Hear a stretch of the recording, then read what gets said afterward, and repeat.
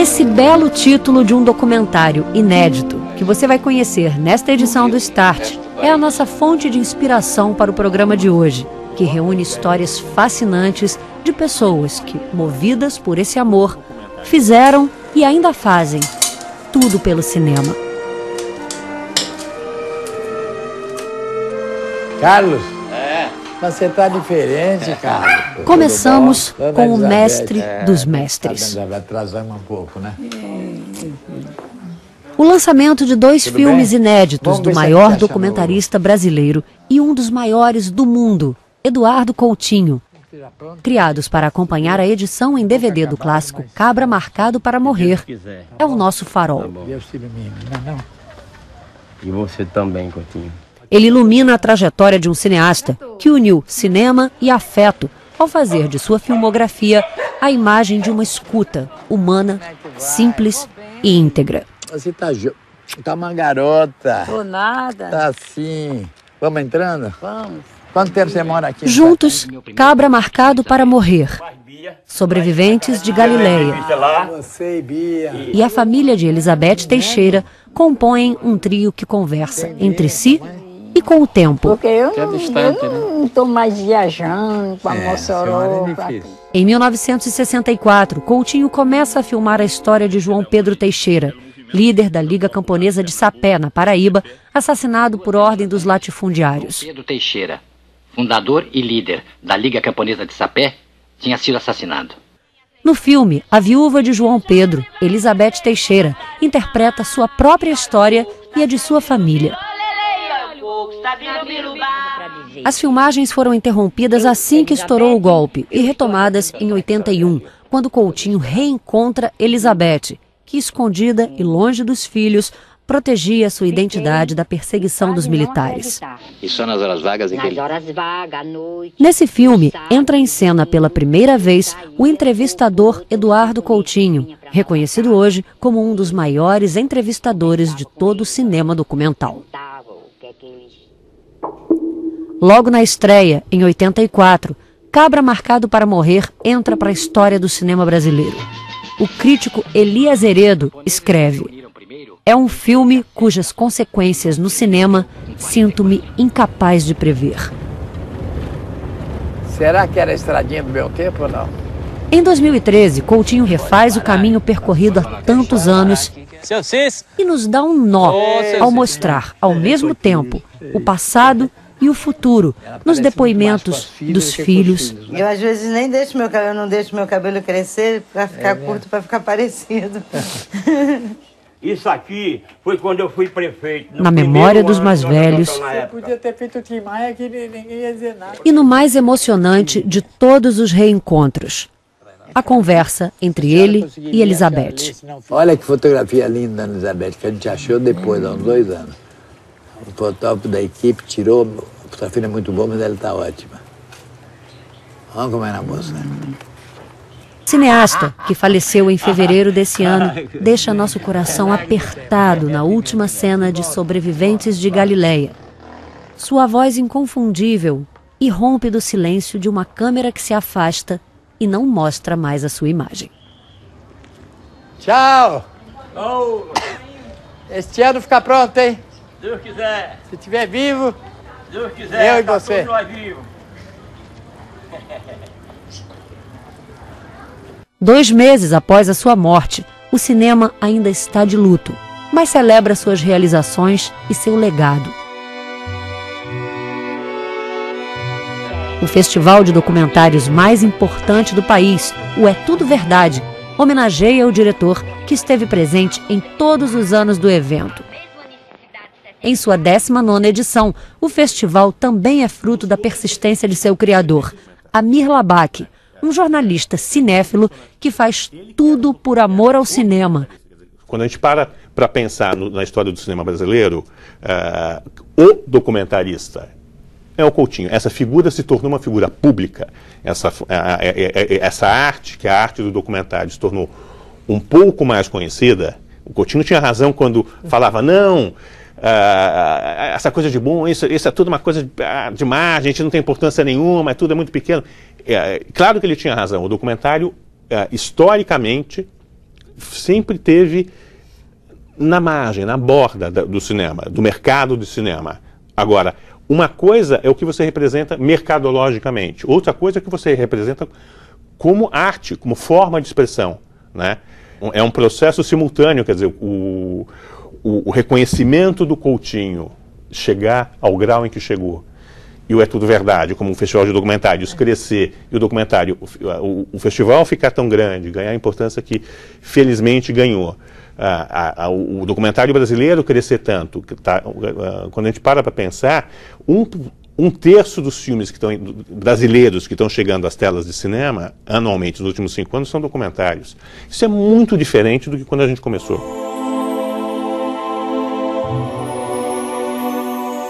Quando eu comecei o É Tudo Verdade, era muito, mas muito difícil mesmo ver documentário brasileiro e documentário internacional. Então, para mim era muito claro que você tinha um vigor na produção documental, na história do cinema brasileiro, e já naquele momento, estamos falando do meados dos anos 90, 20 anos atrás já, e também internacional, que faltava uma vitrine nobre. Por voluntarismo, falei, eu vou criar uma vitrine nobre anual e vamos ver o que vai acontecer, se as pessoas vão ou não ver. Eu apostava que as pessoas queriam ver documentário, mas não tinham acesso a documentário. Essa tarefa de ajudar a formar o olhar, levantando o que estava acontecendo no momento e olhar para trás, era uma tarefa que eu coloquei de imediato para o festival, e é uma forma que deu certo. E é muito legal perceber isso, o impacto que isso tem na formação dos jovens cineastas, como na formação acadêmica mesmo. Jornalistas, estudantes de história e estudantes de audiovisual começaram a se aproximar, a entender melhor o que é esse gênero, que era algo misterioso, documentário, que você não sabia muito o que era, etc. E hoje não. Hoje a gente pode dizer sem erro que o documentário está muito mais perto da gente.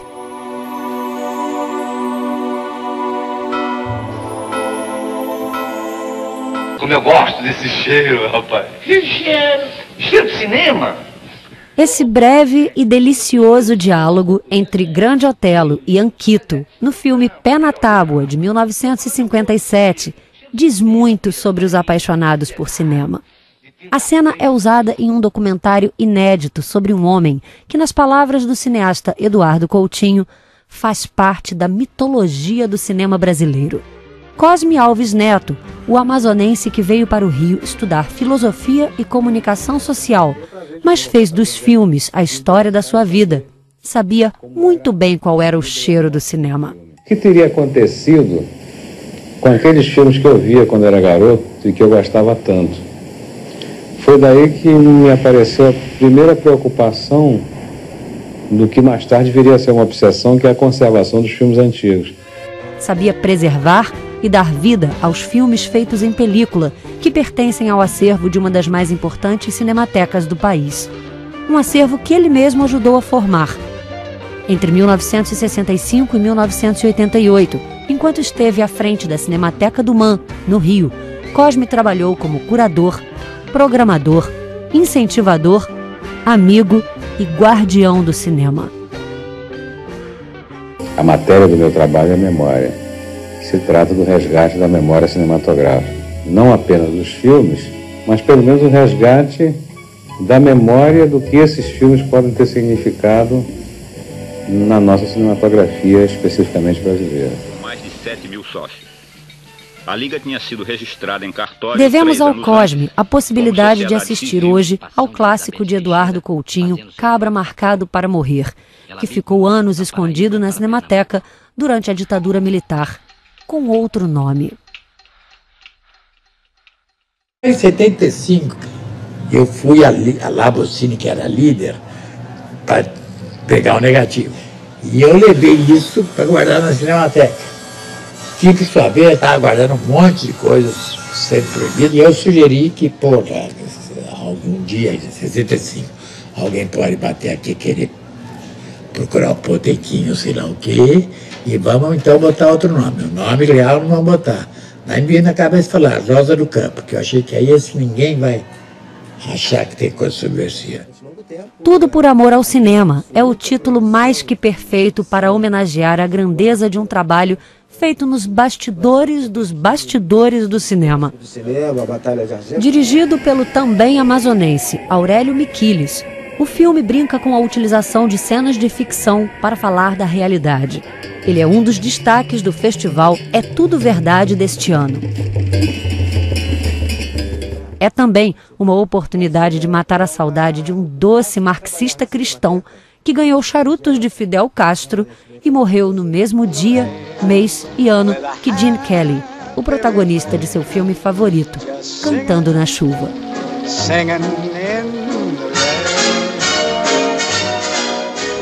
Nós convidamos Aurélio para um encontro na Cinemateca do MAN, que está com os corredores tomados por 3.000 latas de filmes que acabam de ser doadas para o acervo. Cosme teve uma importância fundamental na vida de muitos cineastas e na vida de muitos filmes.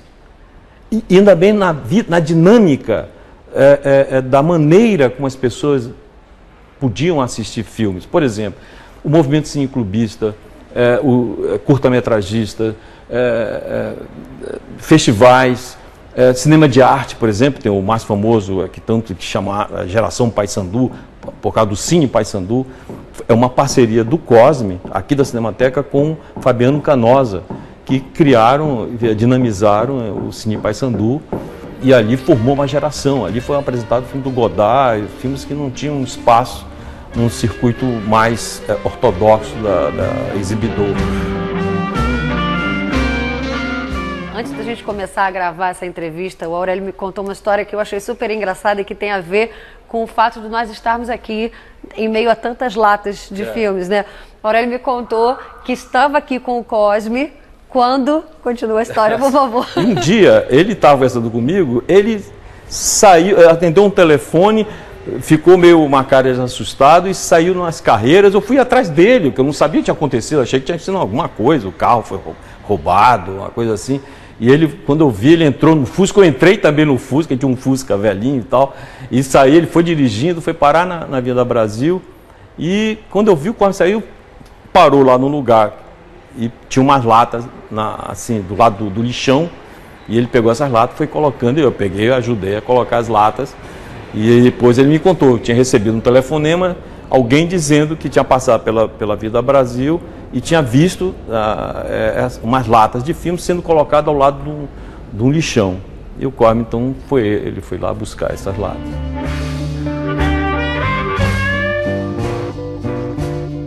Cosme, com esse seu tudo por amor ao cinema, também corria riscos, era bem corajoso. E eu queria que você falasse um pouco para a gente sobre justamente o período que ele começou aqui na Cinemateca. Foram anos muito duros, né? E ele protegeu isso, se arriscando também, né? Muitas vezes. Essa é uma história recorrente na vida do Cosme. Eu não sabia, eu descobri ao realizar o filme sobre ele. Mas ele foi preso várias vezes, no meu documentário eu falo 2 vezes, pelo menos. Mas a primeira vez, ele foi uma das primeiras pessoas a ser presa depois do golpe de 64, foi o Cosme, porque ele exibiu na sublevação dos marinheiros, ele foi lá e projetou o encoraçado Potequim dos marinheiros, lá da Rússia, né? E então, claro, quando houve o golpe, ele era um cabra marcado, né? Fiquei sabendo, junto com você, hoje, o Cosme fez uma piada com o cara da polícia, enquanto que o pessoal esvaziava a lata do encoraçado, que substituía por uma outra coisa qualquer, e que foi levado para a prisão junto com o Cosme, e eles queimaram na frente do Cosme. Uma lata de nada. A lata de nada. Eu soube hoje, senão eu teria usado no filme.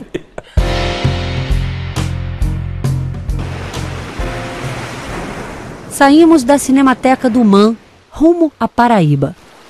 Deixamos para trás a beleza dos conhecidos cartões postais de João Pessoa e partimos rumo a um Brasil mais profundo, onde a Zona da Mata se transforma aos poucos em Agreste. Percorremos 147 quilômetros até o município de Remígio para conhecer a sensacional história de um homem que ainda não sabe que a sua vida tem tudo para virar um filme. A pequena cidade, com cerca de 17.000 habitantes, também tem tudo para ser um cenário. Mas aqui, tudo é real. As pequenas casas coloridas, o silêncio quente da hora do almoço, um tempo que parece passar mais devagar. Tudo poderia continuar pacato, não fosse a obsessão de Regilson Cavalcante Silva em ver funcionando o único cinema de rua do estado, que teve seus áureos tempos nas décadas de 60 e 70 e desde a década de 90 havia virado um depósito. Há 2 anos, o extinto Cine São José virou Cine RT.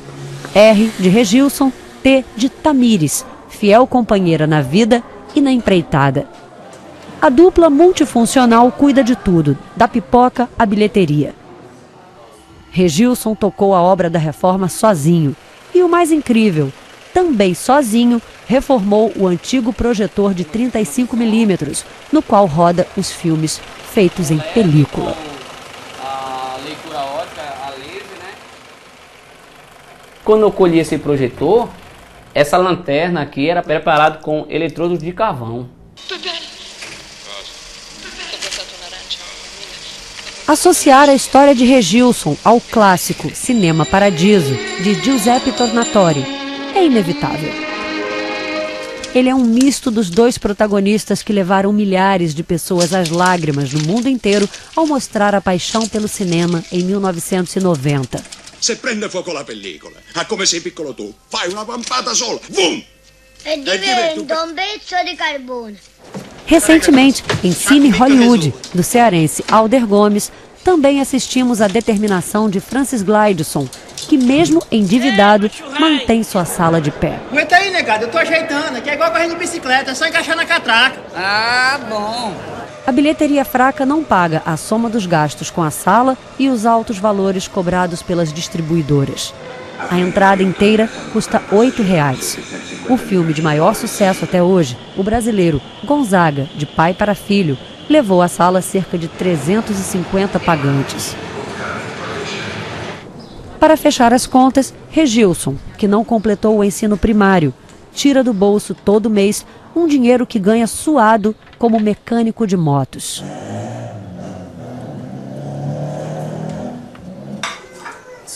Na hora do almoço, entre uma garfada e outra, ele corre para negociar com os distribuidores através da internet e para divulgar os filmes nas redes sociais. Incansável, nosso Dom Quixote nos fala sobre seu amor contagiante pelo cinema. Esse amor pelo cinema partiu daqui mesmo, desse espaço, né?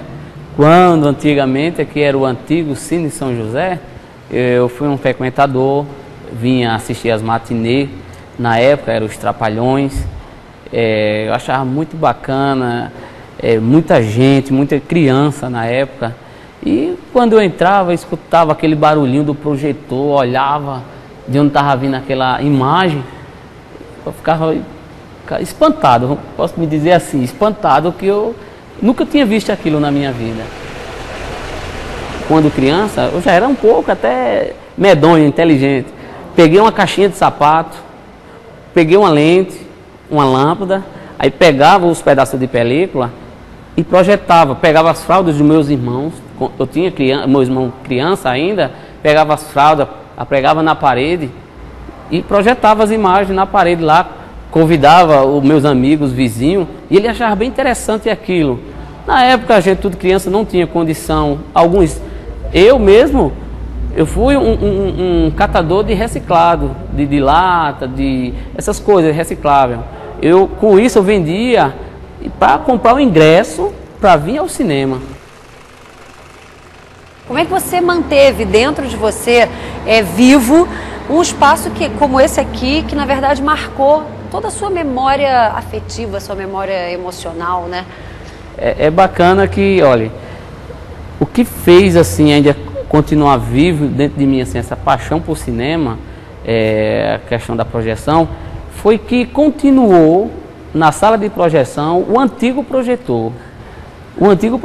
E eu tinha amizade com o filho do dono, aí eu pedi a ele para ir olhar o projetor. Chegava o projetor todo empoeirado, aí eu, caramba, um dia Deus vai me dar condição de comprar esse projetor e colocar para funcionar novamente.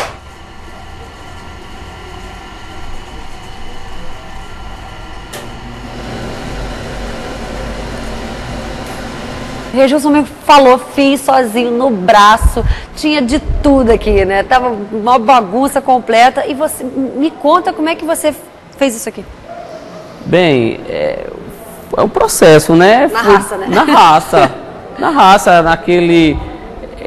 ceguei visão para outra coisa, só focava o cinema, abri o cinema, eu quero colocar o cinema. O espaço, surgiu o espaço, maravilhado, caramba, vai ser no mesmo local que era um antigo cinema. Agora, é um empreendimento, assim, completamente solitário. Quer dizer, completamente solitário não. Você tem uma super parceira e sócia, que é a sua esposa, Tamires. Mas você não tem apoio nenhum, é um empreendimento, é uma aposta sua. É uma aposta minha. Uma aposta que sempre pensei assim, que no decorrer do tempo o pessoal iriam se acostumando a vir ao cinema, tomar esse gosto de vir ao cinema, que estava adormecido, né? Eu tenho ainda essa fé de o pessoal começar mais a prestigiar o cinema da nossa cidade. Eu, assim, vou batalhar enquanto houver a película ainda no circuito de cinema, eu seguirei até aonde tiver saindo a película, até o momento que, vamos dizer assim, a película vai funcionar no cinema só até esse mês, vai ser distribuída só até esse mês, pronto, eu sigo até esse ponto. Queria que a gente terminasse a conversa já podendo visualizar o cinema que virá por aí, se Deus quiser. Se Deus quiser. Então, o que vai ter aqui? Vamos afirmar, porque assim vai rolar. O que vai ter aqui? Bem, o que vai ter aqui, o que eu posso lhe afirmar é poltronas confortáveis. Confortáveis. O acústico. Que cor as poltronas? Pode ser vermelho ou azul, uma das cores. Ótimo. Vermelha ou azul. Paredes? Paredes cinza. Cinza. Esse teto? O teto é um cinza bem escuro. Bem escuro. Muito lindo, eu acho. E essa tela? Pode ficar essa mesma? Pode, mas a gente pode aumentar. Podemos aumentar? Podemos aumentar, né? Porque vai ter muita gente. Muita gente e com o novo projetor, né? Isso. Vai precisar ser maior. Vai precisar ser maior, né? Isso. Então, agora que o nosso sonho já está visualizado, eu quero que a gente suba lá para a cabine dos sonhos para ver, na verdade, o que foi que a sua habilidade de mecânico fez com aquele projetor sobrevivente. Vamos lá? Vamos lá. Bom, só vou sobreviver aquela escada lá, hein? Vai sim. Eu sobrevivi até aqui, né? Você consegue também. Vamos lá, você vai na frente.